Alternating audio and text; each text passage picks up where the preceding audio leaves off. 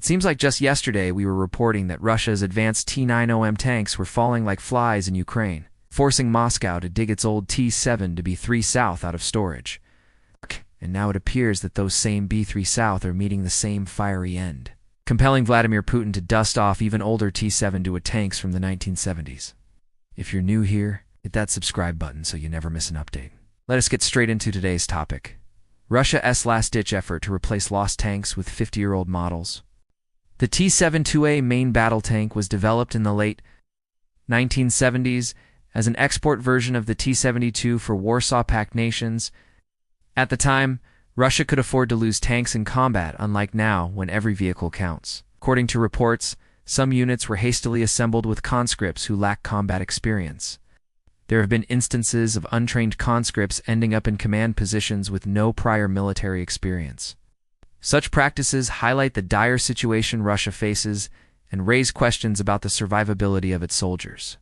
Ukraine has reportedly developed procedures to locate hidden tanks and destroy them with precision munitions. The images captured near Yelnya in Russia's Bryansk region show virtually no tanks remaining at the Yelnya training ground, which previously housed around 40 T-72 tanks. Many of the T-72 tanks being reactivated are over 40 years old and lack key protective upgrades. Meanwhile, Ukraine's tank force is dominated by modern third-generation tanks with active protection systems and advanced targeting computers. After years of heavy spending on the war in Ukraine, Russia's government has announced plans to slash defense expenditures beginning in 2026. This reduction in funding will likely impact Russia's ability to modernize and expand its tank force, potentially leading to further reliance on aging equipment. If you enjoyed the video, please remember to leave a thumbs up, share it with your friends, and subscribe to our channel to stay updated on all things related to global defense and military technology. Your support helps us continue delivering insightful content on the latest developments in the world of defense. Thanks again for watching. We'll catch you guys back here next time. For example, Ukraine recently showcased the upgraded T-72 tank, which features enhanced armor and firepower. On the other hand, Russia's arsenal primarily consists of older T-72 tanks without such upgrades. This disparity in tank capabilities underscores the technological gap between the two militaries and raises questions about the effectiveness of Russia's aging tank force in modern warfare.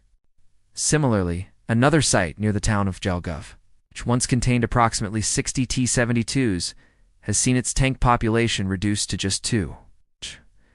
The Bradley M2 provides a mobile protected platform that can transport infantry directly to the battlefield.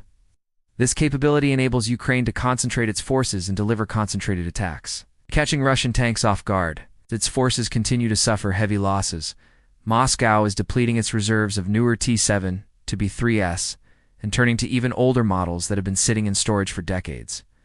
Despite attempts to refurbish these aging vehicles, their effectiveness remains questionable and they are unlikely to pose a significant threat. 2. Ukraine's modern NATO-supplied tanks. The deployment of these obsolete tanks also underscores the deteriorating state of Russia, its military and its inability to project power beyond its borders. What's more, as Ukraine continues to receive advanced weaponry and training from NATO, Russia's outdated tank force is increasingly at risk of being wiped out.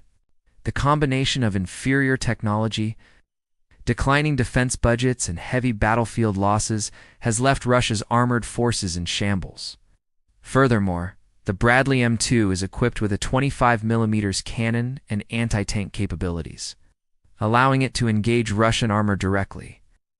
This versatility enhances Ukraine's overall maneuverability and firepower, making it difficult for Russia's aging tank force to keep up. Meanwhile, satellite imagery of Ukrainian tank reserves shows a much different picture. Despite ongoing withdrawals for frontline deployments, Ukraine maintains a robust force of over 100 third-generation tanks, including the Leopard 2A4, Challenger 2, Abrams and T-72B1s.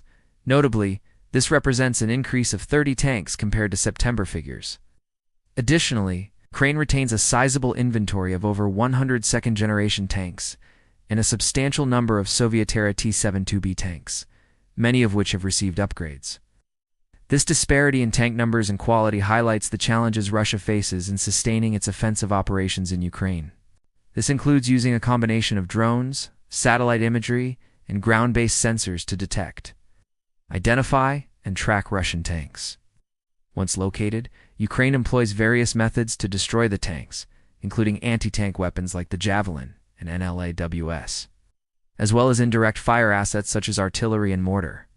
The use of indirect fire assets allows Ukraine to engage Russian tanks from concealed positions, minimizing exposure to counter-battery fire.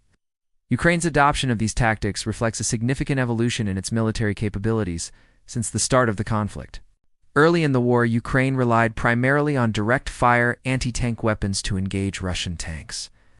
However, as the war dragged on, Ukraine's military doctrine adapted to incorporate more sophisticated and indirect means of engaging enemy armor.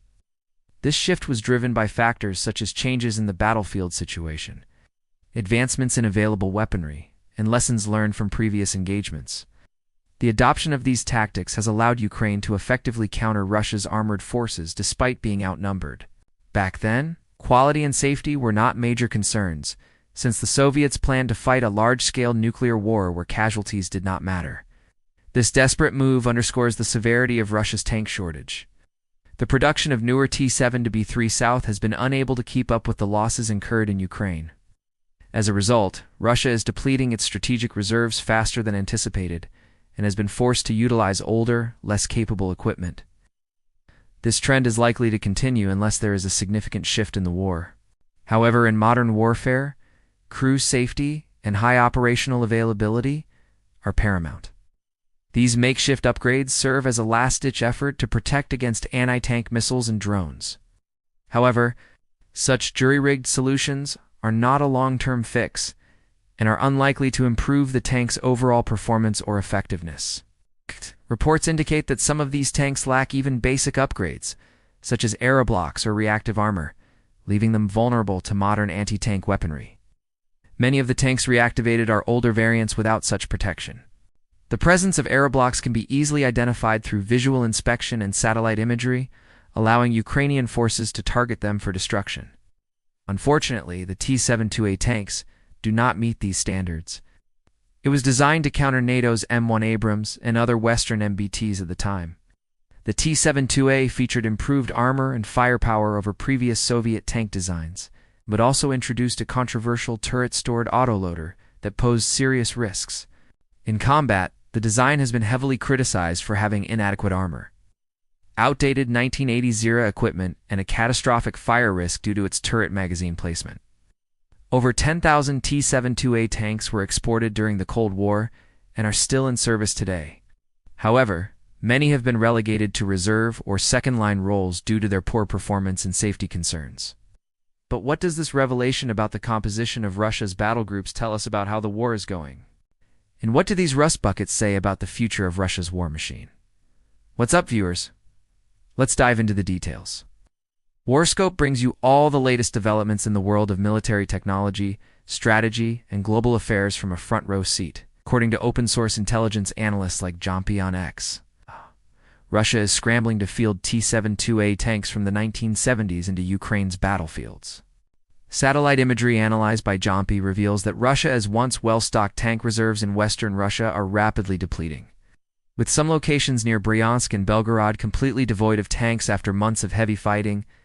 The images also show that tanks in eastern Ukraine have been continuously destroyed at a rate of roughly 10 to 15 per week, causing significant shortages.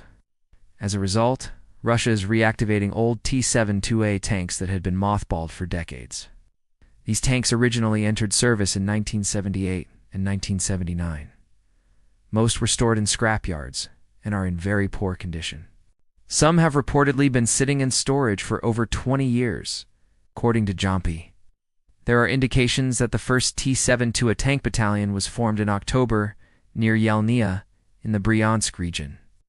This suggests that Russia is preparing to send these tanks to the front lines, although their exact location and status remain unclear. The Russian military is attempting to refurbish these ancient vehicles, but given their age and degraded condition, it's unclear how effective these efforts will be. These tanks were built during the Cold War era, when the Soviet Union faced a massive NATO threat and had vast industrial capacity. What's alarming is that Russia appears to be sending these tanks into Ukraine with little preparation and minimal training for crews. It seems that Russia has exhausted its supply of newer T-72 tanks and is now resorting to reactivating older T-72 tanks from storage. In response to the threat posed by anti-tank weapons like Ukraine's Javelins and NLAWs, Russia has equipped some of these aging T-72 tanks with makeshift armor cages and wooden shields. Ukraine's ability to locate and destroy enemy tanks has significantly improved since the start of the conflict.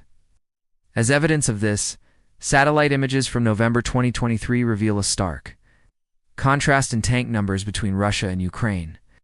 As Ukraine's armed forces continue to receive supplies of NATO-caliber tanks, Russia's tank force is rapidly aging. Moreover, Ukraine's introduction of the Bradley M2 infantry fighting vehicle poses additional challenges for Russia's tank force. To make matters worse, Russia's ability to produce new tanks is hampered by declining defense funding. In conclusion, Russia's decision to deploy 50-year-old T-72 tanks into Ukraine reflects the country's growing desperation as it grapples with a severe tank shortage. Hey viewers, thanks for tuning into this episode of Warscope.